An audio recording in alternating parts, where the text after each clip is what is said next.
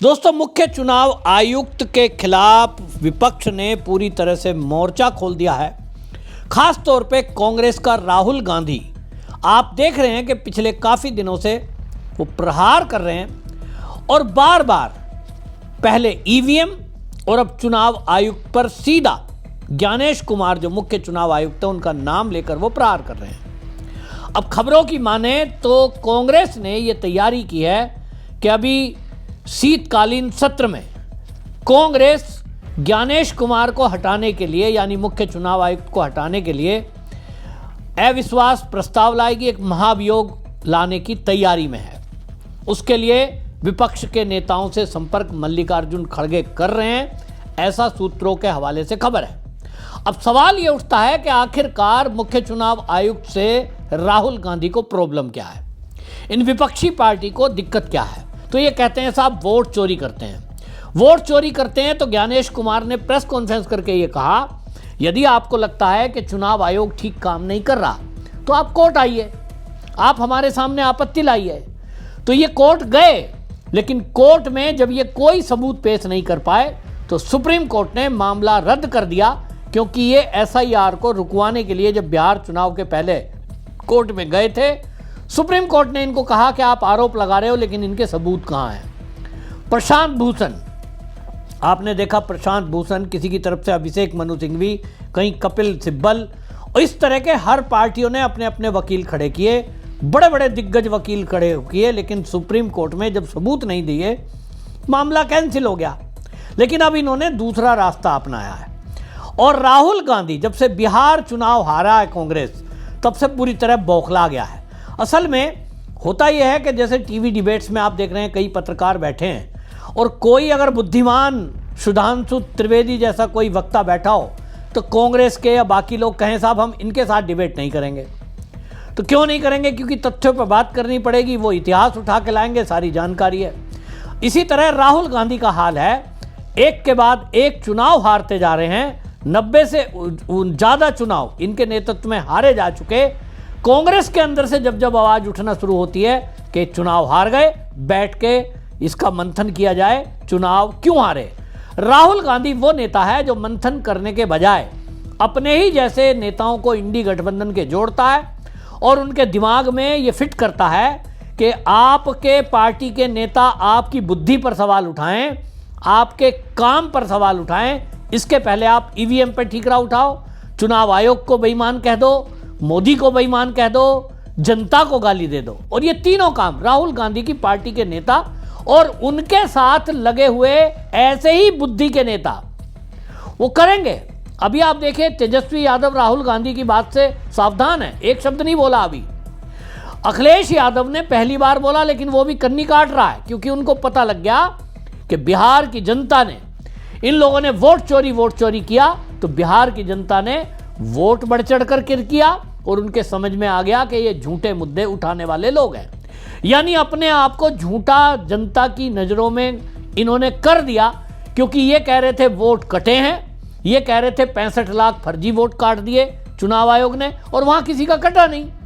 जब सबका वोट वहाँ था वोटर लिस्ट में, सबने जाकर अपना वोट कास्ट किया, तो कटा किसका? जिनके वोट वहाँ कटे, क्या कोई सामने आया? और ये बात जो राशिद अल्वी है, कांग्रेस के सीनियर लीडर, उन्होंने भी मीडिया से कहा कि आप कह रहे हो वोटर लिस्ट में नाम कटे, तो भाई कोई आदमी तो सड़कों पे आता। यानी कांग्रेस के अंदर से भी आवाज उठ रही है। तो राहुल गांधी का एक तरीका है कि कांग्रेस के जो सीनियर लीडर बात उठा रहे हैं उनको करो साइड, और जो इसी के जैसे मूर्ख बुद्धि, पप्पू बुद्धि वाले लोग हैं उनको करो पीछे और उनसे कहो करो प्रदर्शन। तो पूरे देश में कांग्रेस प्रदर्शन करा रही है। पूरे देश में अब चिट्ठियां लिखी जा रही हैं, पत्र लिखे जा रहे हैं, साइन करो, ज्ञानेश कुमार चोरी करा रहे हैं। और इसीलिए इन्होंने प्रस्ताव लाने की जो तैयारी की है, ऐसा खबर आ रहा है, और अभियान छेड़ दिया है। वोट चोरी के अभियान के तहत पूरे देश में धरने और प्रदर्शन चल रहे हैं। कांग्रेस के ऑफिशियल हैंडल से पोस्ट लिखी गई है, वोट चोर गद्दी छोड़ हस्ताक्षर कैंपेन के तहत पंजाब से करीब 27 लाख फार्म भरे गए हैं। पंजाब के सभी नेताओं और कार्यकर्ताओं ने बढ़ चढ़ कर काम किया है, बधाई देते हैं। सुनिए आप क्या कह रहे हैं पंजाब के जो महासचिव हैं और प्रभारी हैं भूपेश बघेल। सुने आप उनको क्या कह रहे हैं। अखिल भारतीय कांग्रेस कमेटी ने ओड चोर गद्दी छोड़ अभियान के तहत 5 करोड़ हस्ताक्षर कराने का लक्ष्य रखा गया था और हर राज्य को इसका लक्ष्य निर्धारित करके दिया गया था। पंजाब राज्य ने लगभग 27 लाख फॉर्म भरे हैं और हर कॉन्स्टिट्यूंसी से इसको भर के लाया गया है। पूरी सूची हमारे पास है और इसमें हमारे पंजाब के प्रधान राजा वड़िंग जी और एलओपी बाजवा साहब और सभी वहाँ के जिला प्रधान और सभी हमारे विधायक और जितने भी प्रत्याशी सब लोग मिलकर इसको काम किए हैं। सबको बधाई, शुभकामना। और आज एक समारोह पूर्व कार्यक्रम में अखिल भारतीय कांग्रेस कमेटी के हमारे जनरल सेक्रेटरी हैं ऑर्गेनाइजेशन, उसको हैंड ओवर किया गया है आदरणीय वेणुगोपाल जी को। और मैं स्वागत भी करता हूं कि राजस्थान के अध्यक्ष भी हैं, दूसरे हमारे महामंत्री असम के प्रभारी साहब भी हैं, हरियाणा के प्रधान जी भी हैं। सबका स्वागत करता हूं। आज पंजाब से इसकी शुरुआत हुई है और पूरे देश भर से, हर राज्य से यहाँ इस प्रकार से इकट्ठा करके फिर तय तिथि में इसे फिर राष्ट्रपति को सौंपा जाएगा। दूसरी पोस्ट डाल रहे हैं, चुनाव आयोग का खेला, मशीन घुमाओ, चुनाव चुराओ। ये दूसरी पोस्ट लिखी है, इसमें कुछ वीडियो डाली हुई है, उसमें बता रहे हैं कि साहब किस तरह से लैपटॉप लेके चुनाव आयोग के साइट को कुछ लोग खोल रहे हैं और उसमें डिलीट किए जा रहे हैं नाम। मतलब कुल मिला के राहुल गांधी ने अपनी पूरी टीम, अपने जैसे बुद्धि के लोग लगा दिए हैं कि आपको सड़कों पे उतरकर प्रदर्शन करना है, ताकि पूरे दुनिया में और भारत के अंदर ये मैसेज जाए कि राहुल गांधी तो एक महामानव है, उसकी बुद्धि तो सबसे ज़्यादा तेज चलती है, वो कतई फेल नेता नहीं है। फेल है कौन? जनता, जो अपने मुद्दे खुद नहीं उठा रही कि मेरा वोट कट गया। भाई सड़कों पे आओ, बिहार में तो कोई आया नहीं। अब ये इतने बौखला रहे हैं कि अब आप सोचिए, मुख्य चुनाव आयुक्त को हटाने के लिए लामबंदी कर रहे हैं कि उसके खिलाफ एक महाभियोग लाया जाए। तो भाई मुख्य चुनाव आयुक्त हटाओगे तो दूसरा कोई आएगा। अगर कोई दूसरा आ जाएगा, वो क्या करेगा? क्या वो इस चुनावी प्रक्रिया में एसआईआर नहीं करेगा? निश्चित रूप से होगा। और जब एसआईआर होता है तो एसआईआर तो राज्य के ही कर्मचारी करते हैं। बिहार में एसआईआर करने के लिए किसने एसआईआर की? बीएलओ, बीएलए, पार्टियों के लोग लगे। तो कोई दिल्ली की टीम चल के थोड़ी गई कि ज्ञानेश कुमार जाके एक एक घर में जा रहे थे। मात्र 300 लोगों का स्टाफ है भाई, जो पूरे देश को कवर करते हैं। तो राहुल गांधी को इस बात से कोई लेना देना नहीं है। राहुल गांधी पूरे देश में एक अराजकता का माहौल पैदा करना चाहते हैं, संवैधानिक संस्थाओं के खिलाफ अविश्वास खड़ा कर देना चाहते हैं और पूरे देश में उनकी कोशिश है कि किसी तरह कोई आंदोलन हो जाए, धरना होगा, प्रदर्शन होगा, कहीं लाठी चार्ज होगी, किसी को चोट लगेगी और फिर ये मुद्दा बनाएंगे, देखो लाठी चार्ज हो गई। मजे की बात यह है कि उन राज्यों में ये धरना प्रदर्शन नहीं करेंगे जिन राज्यों में इनकी सरकार बन गई। दूसरी तरफ मैं आपको उदाहरण देता हूं, सुप्रिया श्रीनेत राहुल गांधी को चुनौती दे दी तो बौखला गई है। सुप्रिया श्रीनेत पोस्ट कर रही हैं, जिन 272 लोगों ने चिट्ठी लिखी राहुल गांधी को, खुली चिट्ठी कि आप चुनाव आयुक्त पे सवाल उठा रहे हो, ऐसे कलाकार आ गए कुछ, तो उन्होंने जाति ही खोज दी। इनमें तो इतने सवर्ण हैं, इन्होंने सरकारी फायदा उठाया है ये चिट्ठी लिखने वाले। अब 140 करोड़ से ज्यादा देश के आबादी में 272 ये कौन से प्रतिष्ठित लोग हैं? मुझे तो नहीं पता कितने प्रतिष्ठित हैं, लेकिन हाँ, ये पोस्ट रिटायरमेंट बीजेपी के एम्प्लॉयमेंट एक्सचेंज में आवेदन करता जरूर लग रहे हैं। आपने काफी सारे इन लोगों का नाम लिया जो पदों पर रह चुके हैं। इनमें से एक व्यक्ति भी पूर्व चुनाव आयुक्त नहीं है, एक व्यक्ति ऐसा नहीं जिसने चुनाव आयोग में कभी काम किया हो। तो ये सब अपने कार्यक्षेत्र के बाहर की बातें कर रहे हैं। तमाम पुलिस के अधिकारी हैं, वो बढ़ते हुए क्राइम रेट पर दिल्ली में जो हो रहा है उस पर बात करें। कुछ रॉ के मैंने सुना प्रमुख है इसमें, वो बात करें कि कैसे एक के बाद एक इंटेलिजेंस फेलियर हो रहा है। ना आपको पहलगाम के बारे में पता चलता है, ना आपको दिल्ली बम ब्लास्ट के बारे में पता चलता है। आप लगातार पिछड़ रहे हैं। उसके बाद इसमें से आपने बताया कि कुछ उच्चायुक्त रह चुके लोग हैं। अरे भाई, फॉरेन पॉलिसी कैसे फेल होती जा रही है उस पर चर्चा नहीं है, इधर उधर की बातें हैं। देखिए, ऐसा है, इनमें से कितने लोगों की आज हिम्मत है ये स्वीकारने की या उस पर सवाल पूछने की कि इतने फर्जी पते, इतने फर्जी आईडी, एक एक छोटे छोटे घरों में सैकड़ों लोग कैसे रजिस्टर हो रहे हैं। इनमें से कितने लोगों की हिम्मत है ये पूछने की कि बिहार में चुनावों के बीचों बीच सरकार 10-10 हजार बांटती रही और चुनाव आयोग चुप रहा। चुनाव आयोग की संदिग्ध भूमिका पर एक शब्द नहीं बोला जा रहा है। इनमें से कितने लोगों की हिम्मत है ये पूछने की, सबूतों के साथ दिख रहा है कि बीजेपी के तमाम नेता एक से ज्यादा जगहों पर वोट डाल रहे हैं, कभी दिल्ली में, कभी हरियाणा में, कभी बिहार में, एक सवाल नहीं पूछ पा रहे हैं। देखिए, दिक्कत यह है कि 2014 के पहले जो सम्मानित प्रतिष्ठित नागरिक होते थे इस देश के, वो चुनी हुई सरकार से सवाल पूछते थे, क्योंकि सही भी है, सरकार के पास संस्थाएं हैं, संसाधन है, सत्ता है, उससे सवाल पूछा जाता है। ये लोग राहुल गांधी से सवाल पूछना चाहते हैं। राहुल गांधी जो लोकतंत्र को बचाने के लिए मजबूती से लड़ रहे हैं। मेरा अपना मानना है कि राहुल गांधी ने चुनाव आयोग का पर्दाफाश एलिगेशंस के साथ नहीं, सबूतों के साथ किया है। इन सबूतों को देखकर क्या इन 272 लोगों ने अपनी आंखों पर पट्टी बांध ली है? और इनमें से कोई भी एक चुनाव आयोग का व्यक्ति क्यों नहीं है? भाई, ऐसी चिट्ठी तो आपने भी मोदी के खिलाफ लिखी थी, तो इसके पहले क्या हुआ? उनकी जाति किसी ने देखी? क्या सवर्ण होना एक पाप है इस दुनिया में? क्या आप सवर्णों को इस तरह से कोसते हो कि इसमें तो साहब इतने स्वर्ण हैं?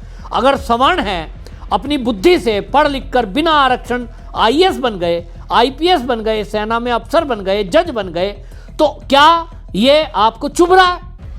सवर्णों को आपने आरक्षण नहीं दिया, कोई मदद नहीं मिलती, किसी से पैसा नहीं मांगते, किसी की भीख पर पैदा अपना काम नहीं चलाते, अपने बल पर आगे बढ़ जाते हैं और कांग्रेस और विपक्षी दल उन सवर्ण को गाली देती है। तो बिहार जैसा परिणाम आएगा। वहां देख लीजिए, ठाकुर अलग है, लेकिन अगर मैं भूमिहार की बात करूं, 25 विधायक जीत के आए हैं। राहुल गांधी और विपक्षी नेता के जितने भी राहुल गांधी के पीछे लगे हैं, इसी तरह मैं तो कहता हूं आप सवर्णों को गाली देते रहिए, सत्ता गंवाते रहिए। क्योंकि सवर्ण क्या इस देश का वोटर नहीं है? क्या सवर्ण आपसे कुछ भीख मांग रहा है? क्या सवर्ण आपसे आरक्षण मांग रहा है? नहीं मिल रहा है तो भी नहीं मांग रहा है, लेकिन आप गाली देंगे तो इसका परिणाम जनता आपको सिखाएगी। तो ये जो है सवर्ण और लिस्ट बता रही है। इसी तरह आपको बता दें कि ये जो है पत्र लिखने वालों की बातें कर रहे हैं। अब आपको मैं एक अंत में बात बताता हूं। देखिए, दूसरी तरफ भारतीय जनता पार्टी है। आपको मैं याद दिलाता हूं 2021 का चुनाव बंगाल का। मैं कड़ी नज़र बनाए हुए था, मेरे कुछ दोस्त पत्रकार हैं बंगाल के अंदर। पूरी हवा ऐसी चल रही थी, जनता भी मूड बना चुकी थी कि इस बार तो बीजेपी की सरकार लानी है। ये बात अलग है कि वहाँ बूथ कैप्चरिंग हुई, लोगों को घरों में कैद कर दिया गया, घर से नहीं निकलने दिया गया, वो अलग बात है।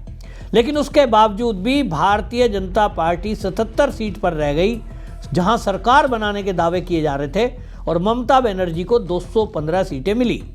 लगभग ऐसा कह सकते हैं कि एक स्वीप जैसा हुआ, जैसा बिहार में अजी आप देख रहे हैं। भारतीय जनता पार्टी 77 सीटों पर रही, लेकिन चुनाव आयोग पर सवाल नहीं उठाया।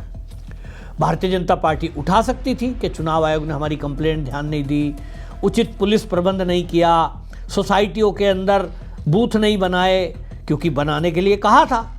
लेकिन भारतीय जनता पार्टी ने चुपचाप उस हार को स्वीकार किया, अपनी कमियों का मंथन किया, नेताओं को बदला, और आज की डेट में अब जब दोबारा चुनाव बंगाल का आ रहा है, इस बार आप देखेंगे भारतीय जनता पार्टी ने भूल सुधारी है। जो जमीन पर काम करने के थे वो किए, और इसके बाद वो जीत के दिखाएगी। परिश्रम से जीता जाता है, ना कि ईवीएम या चुनाव आयोग के सहारे। चुनाव आयोग तो वही काम करता है जो हमेशा करता है। 2022 का मैं आपको चुनाव बताता हूं। ये 2022 का हिमाचल का चुनाव, हिमाचल के चुनाव में भी ठीक इसी तरह की हवा थी। यही ईवीएम, यही चुनाव आयोग, पूरी मेहनत बीजेपी ने की, लेकिन भारतीय जनता पार्टी 25 सीटों पर रह गई। कांग्रेस की 40 आई, ना जोड़ तोड़ की बात की, ना ईवीएम पर दोष दिया, चुपचाप विपक्ष में बैठे।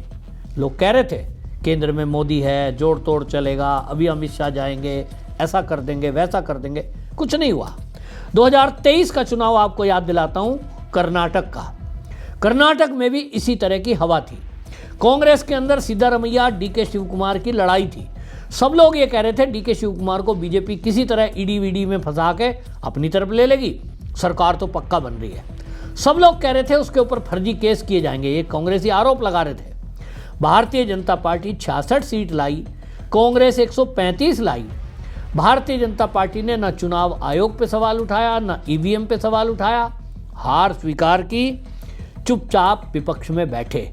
ये है जिम्मेदारी जो आत्ममंथन करती है, अपने नेताओं पर चिंतन करती है, फिर जमीन पर उतरकर मेहनत करती है तो परिणाम सामने आते हैं। और जो 3 राज्य मैंने आपको गिनवाए, बंगाल, हिमाचल और कर्नाटक, मेरी बात आज नोट कर लीजिए, तीनों में इस बार भारतीय जनता पार्टी आकर रहेगी, क्योंकि वो जमीन पर अपने कार्यकर्ताओं को उतारकर अपनी कमियों को ठीक कर रही है। दूसरी तरफ ये कांग्रेस है, राहुल गांधी है, जो अपनी कमी के बजाय, अपना आत्ममंथन चिंतन करने के बजाय उस टोली में घिरा है जो ऐसे लोग हैं जो सवाल उठाते हैं उनको साइड कर देता है, जो केवल जय जयकार लगाते हैं और तलवे चाटते हैं उनको साथ रखता है, और बस अपने को दिखाता है कि मैं हूं महामानव, मैं तो गलती कर ही नहीं सकता, गलती तो ईवीएम करेगी, गलती या चुनाव आयोग करेगा। और इस तरह से वो अपने आप में पार्टी में हीरो बना हुआ है।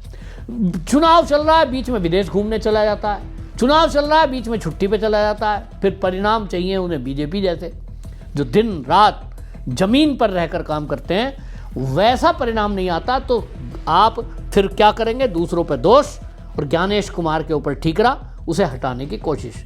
हटा तो नहीं पाएंगे, लेकिन माहौल जो बना रहे हैं वो बहुत दुखद है और षड्यंत्रकारी है, दुखद है। इसलिए आपसे मेरा आग्रह है, इस वीडियो को जरूर ज़्यादा से ज़्यादा शेयर करें ताकि राहुल गांधी की पोल पट्टी लोगों तक पहुंच सके। वंदे मातरम।